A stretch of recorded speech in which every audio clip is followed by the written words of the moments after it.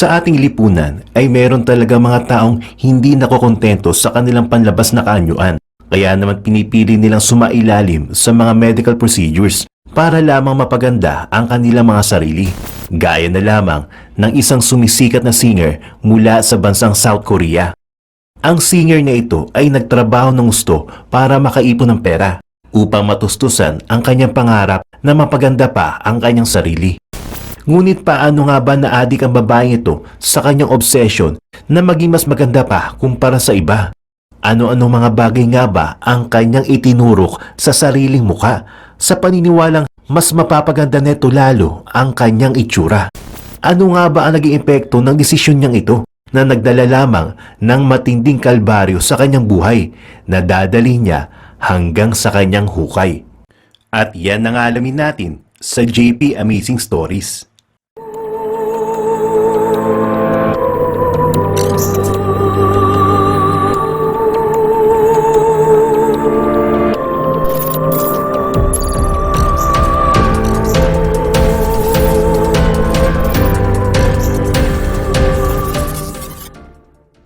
Mula South Korea ay kinilala si Han Yi-kung dahil sa kanyang angking kagandahan. At bilang isang bata na lumaki sa hirap, ay naisip niya ang pag-aartista bilang isa sa mga paraan kung paano siya mabilis na makakaahon sa kahirapan para makatulong sa kanyang pamilya. Nasaksiyan ng batang Han ang lahat ng hirap ng kanyang mga magulang, pati na rin ang mga sakripisyo ng mga ito, lalong-lalo na ang kanyang ama na halos mabaon na sa utang pero tuloy pa rin sa buhay para lamang maitaguyod ang kanilang pamilya. Naging motivation ni Han ang hirap ng kanyang pinagdadaanan para mas pag-igihan pa ang kanyang pag-aartista. Mataas man ang kanyang pangarap ay gayon din ang kanyang kagustuhan na makaahon sa kahirapan ng kanyang pamilya. Gamit ng kanyang angking kagandahan at nakakaantig na boses ay sinimula ni Han ang kanyang karir sa pagkanta sa mga gigs. Kasama ng kanyang banda ay kumakanta siya gabi-gabi sa mga bar o kaya naman ay kung makukuha sila sa isang event ay talagang hindi niya ito pinapalagpas. Dala ng magandang pagkatao niya ay unti-unti nakilala ang kanyang banda at hindi nagtagal ay dumami ng dumami ang kanilang mga gigs. Ngunit parang hindi pa rin sapat kay Han na sumisikat na siya at ang kanyang banda sa kanilang bayan dahil naghangad pa ang babae ng mas malaking karir kung saan mas kikita pa siya na mas malaki at talagang makakatulong na siya sa kanyang pamilya. Kaya naman nang makapag-ipon siya sa kanyang mga gigs ay pinili niya na makipagsapalaran sa ibang bansa. Lumipat si Han ng Japan kung saan sinimulan niyang iukit ang kanyang pangalan sa larangan ng musika. Tulad ng kanyang naranasan sa kanyang sariling bansa ay nagsimula muna ulit sa maliit na karir si Han. Kumakanta siya sa mga gigs at sinubukang mag-host ng nightlife event sa Japan para makilala siya at makadagdag sa kanyang pag-iipon.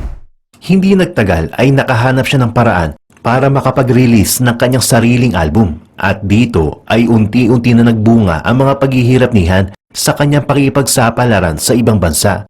Pero tulad ng ibang tao ay meron din mga insecurity si Han at ang kanyang pinaka-pinagtutuunan na pansin ay ang kanyang mukha. Kahit kasi purihin siya na purihin ng kanyang mga kaibigan ay hindi umeepekto mga ito sa kanya hanggang sa paulit-ulit na lamang ang kanyang naririnig na papuri at nagsawa na siya sa mga ito. Umabot na sa puntong sa tuwing haharap siya sa salamin ay iniisa-isa niya ang bawat parte ng kanyang mukha at iniisip niya na pangit ito. Pilit niya rin inihalin tulad ang mga parteng ito sa mga artista na mas may magandang mukha. Dahil dito ay unti-unting sumibol ang inggit sa pagkatao ni Han kung saan naiinggit siya sa mga artista na mas maganda sa kanyang paningin. Sinimulan na rin niyang isipin kung ang mga hinahangaan niya bang mga artista na ito ay tunay nga ba ang angking ganda at walang pinagawa o pinaritoke. At dito na rin nagsimula ang ideya sa utak ng dalaga na subukan ang mga enhancement surgeries sa kanyang sarili para mas umangat ang kanyang ganda kumpara sa iba. At ito rin ang naisip niyang paraan para mas madagdagan ng paghanga ng mga taong nanonood at sumusuporta sa kanya. Upang mapunan ang inggit na nararamdaman niya sa kanyang sarili, ay naghanap siya ng isang doktor na makakatulong sa kanya na paangatin ang kanyang angking kagandahan. Pero dahil bago pa lamang nagsisimula ang dalaga sa kanyang karir, ay nabigo siya makahanap ng isang doktor na mura ang singil. Lahat kasi ng napagtanungan niya ay sobrang taas ang singil sa mga ganong operations o procedures. Ngunit dahil desperado ng dalaga sa kanyang desisyon, ay naghanap siya ng kahit sinong doktor na pwede makatulong sa kanya. Hindi nagtagal ay nakilala niya ang isang doktor sa Japan, kung saan kahit wala itong lisensya ay nagsasagawa ito ng mga plastic surgeries na mas murang halaga, at dito na magsisimula ang lahat. At dahil maliit na halaga lamang ang kayang ibigay ng dalaga, ay isang doktor na gumagawa ng mga procedure na pasok sa bulsa lamang din ang kanyang nahanap. Dagdag pang katotohanan na masasabing illegal ang gagawin ng doktor na ito sa kanya dahil hindi legit ang paraan nito ng pag-enhance. Pero kahit gaano man kapanganib na daan ang napiling tahakin ni Han, ay pinilit niya pa rin suungin ang hamon. Bit-bit ang kanyang determinasyon na maging mas angat sa iba. Kaya naman pumayag na siya magpa-inject ng gamot sa nahanap niyang doktor. Unang ipinaayos ni Han ang kanyang mga mata. Sumunod naman ang kanyang ilong. Sa mga unang procedure na ginawa sa kanya ng doktor, ay makikita ang magandang resulta ng pag-i-inject sa kanyang muka. Dahil kahit ang kanyang makatrabaho sa bar ay namangha sa kanyang bagong anyo. Dahil dito ay tiyak na dadami na naman ang mga parokyano mabibighani sa kanyang kagandahan at paniguradong lalaki din ang kanyang kinikitang pera. Ngunit habang tumatagal ay tila hindi na nakokontento ang dalaga sa kanyang itsura. Dahil nasa mid-20s pa lamang si Han ay naging malaya siyang gawin ang lahat ng kanyang kagustuhan sa kanyang mukha. Kaya naman ipinaayos niya ang lahat ng gusto niyang ipaayos. Sa tuwing may insecure siya sa salamin ay nakakahanap siya ng motivation na magtrabaho na mabuti. At sa tuwing magkakapera siya ay sumusugod siya kaagad sa kanyang doktor para magpa-enhance sa mga parte ng kanyang mukha. Samantala, habang tumatagal naman, ay hindi na nakayanan pa ng dalaga na pigilin ang kanyang sarili at nauwi na sa addiction ang kanyang pagpapaturok sa mukha. Umabot pa sa mga pagkakataon na nanghihiram na siya ng pera sa mga nagpapautang sa kanya para lamang may maipangpagawa ng bagong parte sa kanyang mukha. Kaya naman tulad ng kanyang ama ay unti-unting nabaunsihan sa mga utang. Pero habang tumatagal naman ay nakakabawi din siya sa kanyang mga pinagkakautangan at nakakabayad ng paunti-unti galing sa kanyang mga gig. Pero ang ganda at sayang tinatamasa ni Han ay pansamantala lamang pala. Dahil pagtungtong niya sa edad na 30 years old ay unti-unti nang lumalabas ang mga side effects ng kanyang addiction sa pagpapaganda ng kanyang mukha. Unti-unti ay lumobo na ang mukha ni Han, kung saan ang pamamagang ito ay tuluyan ng kumalat sa kabuuan ng kanyang mukha. Ang epektong ito ay dulot pala ng panloloko sa kanya ng kanyang pinagkatiwalaang doktor. Dahil ng mga una nilang procedures ay totoong gamot ang itinuturok sa kanya nito. Pero sa pagtagal ng panahon ay ibang gamot na pala ang ginagamit nito para sa kanya. At nang siya ay tumungtong sa edad na 38 years old ay mas nakita na sa mukha ni Han ang kanyang pamamaga, lalo na sa badang pisngi at baba nito. Ito rin nakaparehong taon kung kailan siya bumalik na Korea, kung saan sinalubong siya ng kanyang pamilya at kritisismo dahil sa naging bunga ng kanyang addiction sa pagpapaganda ng kanyang mukha. Pero sa halip na madismaya ay mas natuwa pa si Han dahil gusto niya pala na napapansin ng mga tao sa paligid ang mga pinagbago niya sa kanyang mukha. Dahil dito ay mas lumala pa ang addiction ni Han.